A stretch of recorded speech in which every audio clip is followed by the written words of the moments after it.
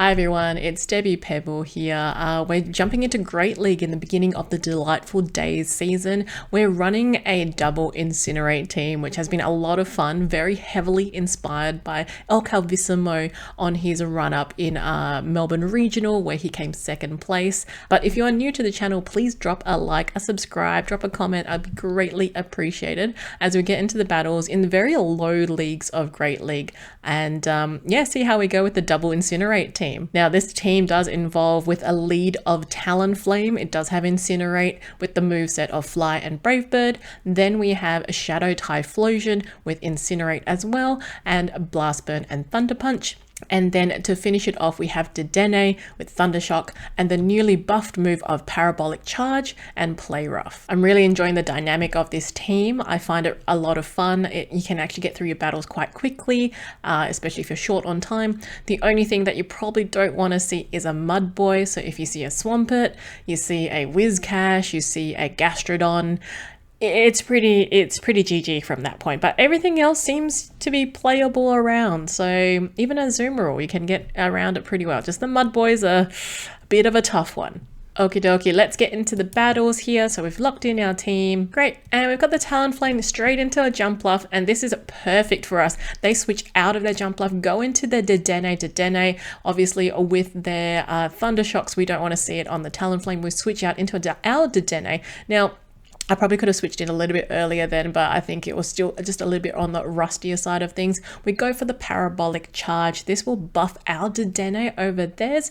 So now it's like, I've been calling this Mighty Mouse every time it's been buffed up. So we can take the Parabolic Charges that are reciprocated a little bit easier. I'm trying to go to the Play Rough here, and I'm kind of like, oh, do I make the decision? I decide to shield here. And even though it's not super effective, but I just wanted to be able to get this Play Rough off, and hopefully they don't shield. They do not shield here, so it means that our Talonflame can do a lot of Incinerate damage. Didn't quite make there to try and knock it out and fast attack down, but it does mean that we do get a little bit of energy ahead. We're now at double fly for this Drapion. So it really puts us in a really good position because of that energy lead. And now we go for the fly. They shielded. Now we're going for the Brave Bird. And hopefully, I'm pretty sure they're out of shields. Yep. So they are out of shields at this point. It connects back to the jump bluff, and we still have that Shadow Typhlosion all the way in the back. I'm trying to get to the fly. They get to their move. We have no shields remaining, but we are sitting quite comfortably because we've got that Shadow Typhlosion ready to go, and we'll be able to just incinerate down. I think I try go for the Thunder Punch here just to make it a bit quicker so we can get out of here, so they don't Fairy Wind and generate a lot of energy and try and get to the next Aerial Ace. But yeah, that was a pretty comfortable win. Again, these are rank 6 battles, so I don't expect anything too crazy. Here we have a superior great lead for us. They bring in a Go Lurk. Now these Incinerates are doing so much damage that I get a little bit greedy here. I'm like, well, you know what? Maybe I can just Incinerate down. So I decide to shield, trying to do my best to Incinerate here. I actually go for the fly, thinking, oh, I won't be able to fast attack down here. And they go for the next Shadow Punch, which almost takes out my Talonflame. I am greedy and I'm on a sliver of health. I go for the Brave Bird because I know that a Vine Whip will actually just take me out at this point. It doesn't connect, which is totally okay. We've taken a shield down. I bring out my Dedenne here to absorb a little bit of damage because I don't want to use extra shield. It'll leave Tornadoes, and now we bring out our Typhlosion, and it's great that we actually got an Incinerate in because we're Incinerate ahead, so it means we go get to the Thunder Punch pretty quick, and we can get to the next one before, you know, they've already got shields down, so we can finally use our last shield here, protect this fly, get to the Thunder Punch, knock this Thunder Punch and knock this Talonflame pretty much into, if not all the way out, and now bring in the Superior, and the Superior we should be able to Incinerate.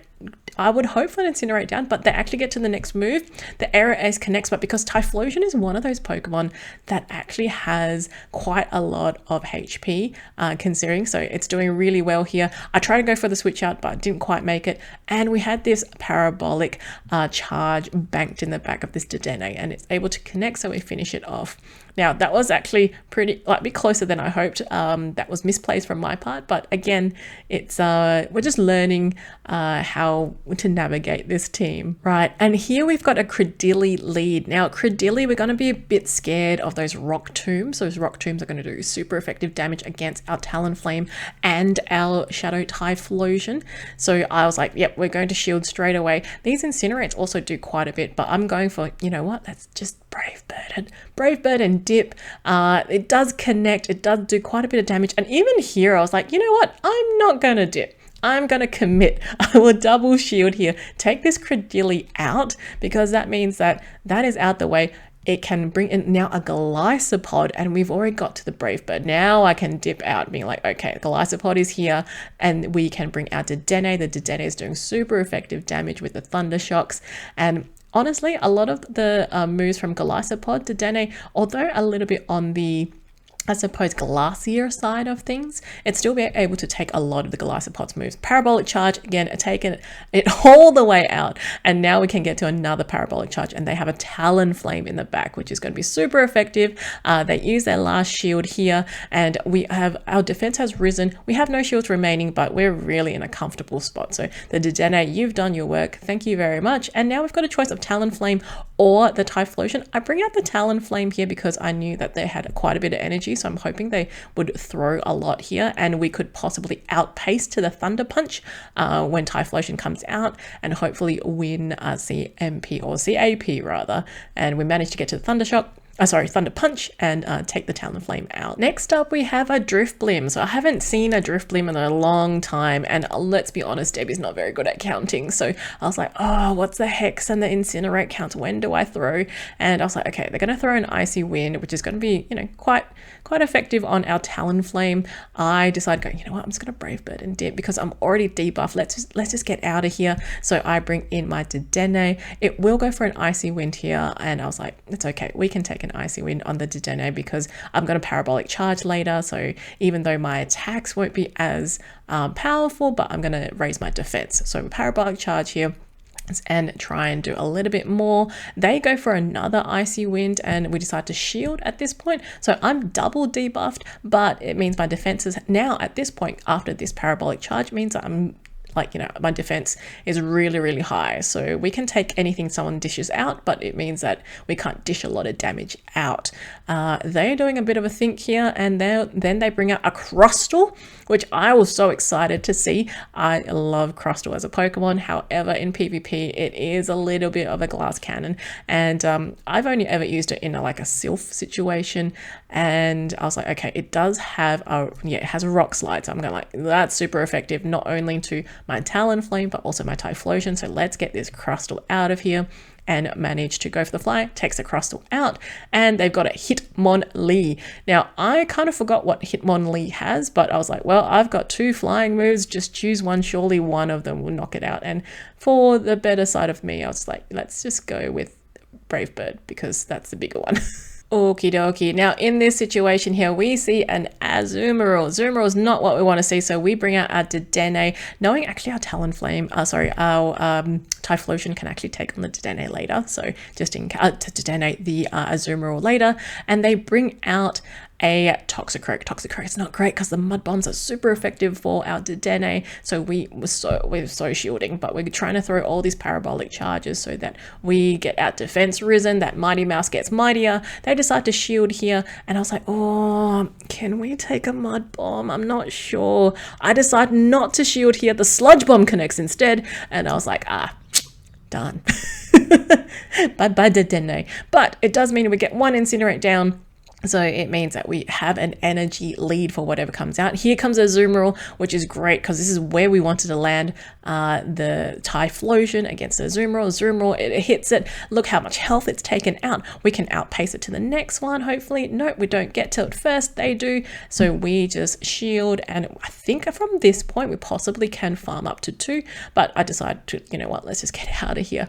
And I throw this Thunder Punch, and it will connect. And we have the Talonflame in the back. So we go for the Thunder Punch. Hopefully they will shield in this scenario. So it means that they're shield less, and then we go straight into our Talonflame. Now we have more energy, sorry, we have more health than they do, but they have an energy lead, which is a bit of a dangerous scenario. This is really where IVs matter, and we can see from my Talonflame, it is quite a good rank Talonflame, and we are holding on to a little bit of health so we can actually throw the Brave Bird. Next up, we have a Shadow Dusk Noir. Now this is something that I'm not really familiar what to do with a Shadow Dusk Noir. They actually go now into a Gligar, which is really interesting because obviously we don't want to see our Dedenne on this Gligar because Dedenne will get walled.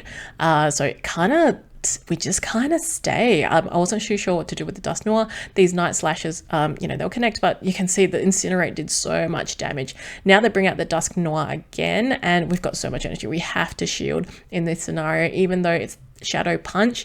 We're in the red, we gotta go. So I decide to fly here, hoping that they will shield. They do shield and try and go for the Brave Bird. I don't quite make it because Debbie's greedy and should have just gone for the double fly, but that's a lot of energy we just lost. But we've got 2 full health Pokemon in the back. I bring out the Dedenne in this scenario now and was like, you know what, Thunder Punch, the Shadow Punch, we can comfortably take that. We're going to try and get to the Parabolic Charge, but I'm also kind of like, oh gosh, this Dedenne is on such little health. These are adding up. And I was like, oh, okay. Even though my defense has risen, I'm going to swap out because my Dedenne is going to basically just be wasted here. So let's get some energy on this Typhlosion and do some damage. I'm trying to Incinerate down, and now they've got a Dusclops in the back, and I was like, okay, Dusclops is actually pretty bulky. We're gonna have to go for a Blast Burn over a Thunder Punch. Thunder Punch isn't going to do as much, so we have no shields remaining. They will probably have a Shadow Punch, and good old Typhlosion's able to hang on. We try and get to the Thunder Punch, but actually Incinerate down instead. All right, and here we have an Obstagoon, so a Pokemon Blast from the past. They swap into a Probopass, which I was like, what's Probopass? I haven't seen a Probopass in ages, but also was like, okay, it kind of does wall our team a little bit. The Magnet Bombs are super effective for our Fairy types. The Rock Slides or Rock Moves are going to be super effective for our Fire types. What do I do here? So I was like, okay, I'm just going to have to throw everything at it. Try and get this Probopass out of play. We can deal with the Obstagoon, that's fine. I can't deal with this Probopass. I think I talked about Mud Boys earlier today. I didn't talk about Probopass, so I was panicking at this point. We get to the next Parabolic Charge, so I'm like, okay, cool, we are boosted twice by this point, so we should be able to comfortably take whatever comes on.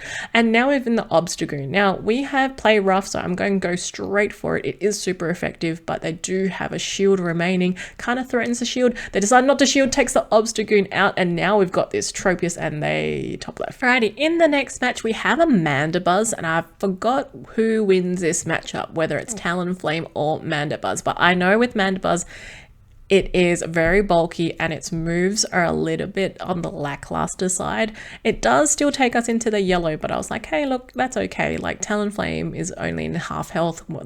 I'm okay to sacrifice a little bit of HP here. We go for the Brave Bird, but again, Mandibuzz, super bulky. So at this point I was like, I should have dipped. However, I decided to stay, try and Incinerate down. They go for an Aerial Ace. I'm 1 shield down, they're on 2 shields, but I have so much energy. Now I decide to go, you know what, let's go for the Brave Bird and dip, because we don't want to stay with a Greninja. Greninja is a water type. Why would I stay, right? I decide to stay. we just let it go. We bring out the Dedenne. Should I switched in earlier? Yes. Did they switch in? Well, I guess I wanted to make sure that the clocks were aligned. Let's just call it that.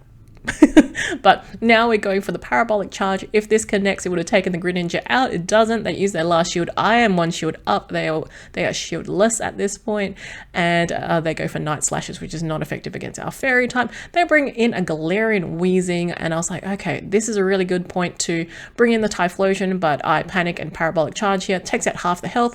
These Incinerates will do heaps of damage. And from this point, I was like, you know what? I probably didn't need to shield the Typhlosion, but I decided to, just to preserve some health, and we still had that you know, we still had that shield. So we have enough energy. We go for the Thunder Punch here, and we'll be able to connect onto its Greninja and bite a Greninja. And here we've got a Azumarill, again, not where we want to see it. We bring in our Dedenne just to try and combat this Azumarill. They decide to stay in, which is really interesting. Usually they try and switch out at this point. We go for a Parabolic Charge. Now they switch out into their Typhlosion. These Incinerates are going to do heaps of damage. So I'm like, okay, Parabolic Charge here, raise that defense as much as possible and just do a lot of pressure. They decide not to shield, which is, I guess, really clever on them because they know that they can actually get to the next move pretty quick. Thunder Punch us here instead of going for a Blast Bird. Perhaps they weren't on it just yet. And now we go for our next Parabolic Charge. So they can decide to shield or they save their energy. They decide to shield because they were already like 2 Incinerates, maybe possibly 3. And now they go for the Blast Bird, which totally takes out Dedenne. But you know what? We've got 2 healthy mons and we've got 1 shield. So we managed to Incinerate down, get a little bit of energy ahead. They go for the Azumarill, exactly where we want to see it. Very similar to the previous game that we've had already on this video.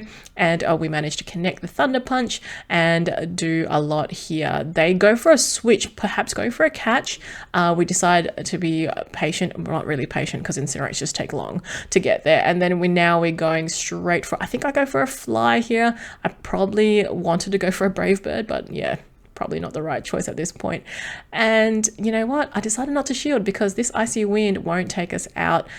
Our attack has fallen, but it's totally okay. From this point, this Ice Beam will connect to our Talonflame. We have saved the shield, but we had so much energy banked on this Typhlosion in the bank, so this Thunder Punch will connect, and we also had a shield remaining for the next game. On this particular one, we met with a Metang. Metang has risen up in the PvPoke fields, but I think, Trainer, this is a bad spot for you. So the Metang goes, it brings in a Dugong. We straight switch into our Dedenne, which is where we want to line up against a Dugong. Go for the Parabolic Charge. Again, super effective against this Dugong, and it bulks us up. They decide not to shield, probably almost like letting this Dugong kind of go because we'll be able to Thunder Shock down. They are stuck in this scenario because they did switch in. I'll try and go for another Parabolic Charge here just to try and again boost our Dedenne. I wasn't going to save this charge move for later. They still have 2 shields. Now they bring in the Metang. Now the Metang does you know, the Fury Cutter, is it Fury Cutter? I don't think it should be Metal Sound, shouldn't it? But the moves are not super effective, and our defense has risen again. And now I was like, you know what, we can take whatever is here. The Psyshock doesn't even take us out. We do get to the Parabolic Charge. I thought we wouldn't make it here, but we do make it, and it connects onto Metang. Metang is now in the yellow, and you look, we've got 2 Incinerators. This whole video is about double Incinerate. Any of these ones will take it out. And the Psyshock, again, connects with the Talonflame. They straight switch out to the Primeape. Oh, Trainer, this is a tough situation for you because the Talonflame will be able to take out the rest of the team. They shield the Primeape. The Primeape is now going for their second Rage Fist, but really it's a tough point from here. So I've got a shield, I've got flies to go. We go for the Fly, and I'm hoping for an Incinerate down. I don't even know if I'll bring out the Shadow Typhlosion at this point, and I do just to, like, you know, just to let them know. Just let them know that there was a double Incinerate team. So I hope you enjoyed this video today on our little is it quirky? I don't know. It's a legit team of double Incinerate. I had a lot of fun with it. If you're looking for a team in Great League, give it a try. It's definitely something that requires a bit of patience because the Incinerates do take a while to use with the fast attack, but again, it's pretty quick games. I really enjoyed running this team, and hopefully, you know, you might be inspired to run it as well. Let me know in the comments if you do decide to run it, or if you faced against it. I am sorry if you have, but again, like I said, it is very, very vulnerable to the Mud Boys, vulnerable to you know, definitely anything that has rock moves as well. But again, I had a lot of fun with it. I hope you too. Again, thank you to our Patreons. It will be, you know, listed here somewhere for always supporting us and supporting the channel as it grows. And I'll see you guys on the next one. Take care.